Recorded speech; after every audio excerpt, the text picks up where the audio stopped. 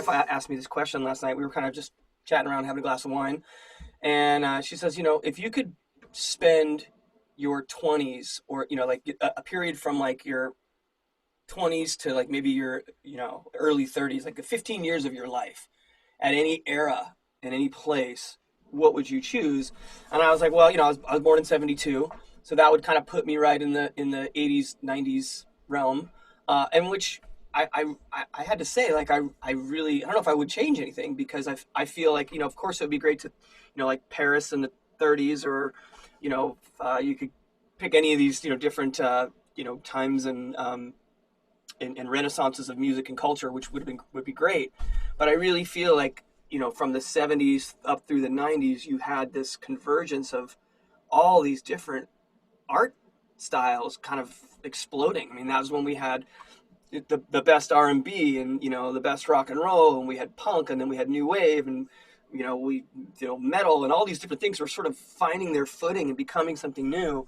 And I always felt like that was just kind of such a neat era. And you grew up not just in that as as a fan, but as somebody who's kind of inside of it.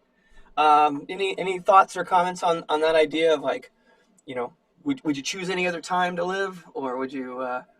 Is there anything that you would have to? Oh, I'm really glad I grew up in the 50s and 60s, Yeah, because I mean that was really the genesis at that time of what it is you're talking about now. yeah, I mean, rock started then. yeah, What we know as R&B, the way we understand it now, started then. Rock was black music that was co-opted by whites that became rock. yeah, So that was a time when, as we understand modern music today, that was the genesis. I mean, you think about those bands that really moved the culture forward, like the Beatles. Who yeah, were they? They were inspired by American music from the 50s. yeah, I mean, they were listening to Chuck Berry. They were listening to Elvis. They were listening to Little Richard. They were inspired by the Blues Cats. All of the British blues bands that really flipped the script when it came to like how to render and imagine music was spawned by the music of the 50s and early 60s.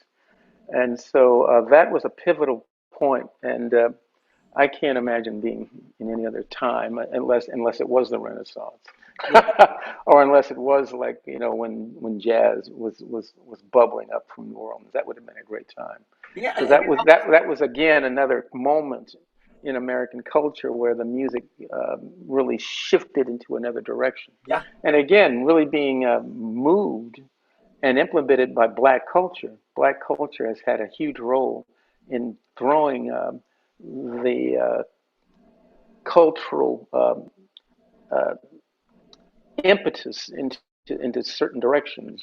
We had hip hop also in the yeah. I was 80s, going like to you say were hip saying. hop and electronic music. I mean, Yeah, electronica, hip the, hop, how punk how was a would the big jazz deal. people know that they would influence techno? Exactly.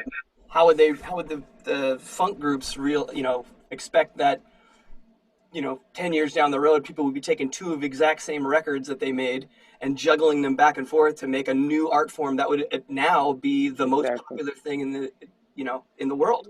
Yeah, It's just such a weird, exactly. cool, this cauldron of bubbling, change in our arts, and it's such a really cool thing. I guess that might be a cool segue for me to ask another question that I ask all of my participants in this great series. But can I just say one more Oh, thing? please do, Raz. I think the 80s was pivotal in that way too, Yeah, as the early 60s, late 50s were. Because when the digital thing kicked in, that changed music completely. yep, And that all happened really in the 80s. So the 80s was monumental, as was the 60s yeah.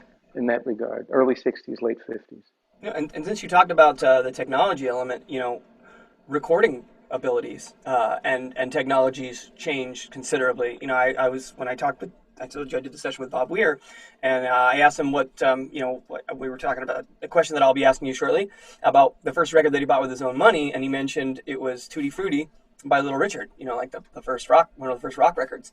And I was saying how in the beginning of his career, it seems like if you go to his discography, they put out every year they put out a record and it had almost like all the same songs on it. But I guess they did it because the technology was getting so much better. So you'd have these different recordings of Long Tall Sally and Tutti Frutti and all these cool songs, and it's just great to know that. I mean, and then back then, they were at most I think if I don't know when the 4 track came available, but it was usually like 2 microphones and that was it. And then that developed, and you got the opportunity to record takes and have people do layering and nowadays we're like composing with computers where you can literally chop and cut and stretch and modify all these things and really create something that's completely unlike what we had 40 years ago. Yeah, it's pretty fantastic. It really is.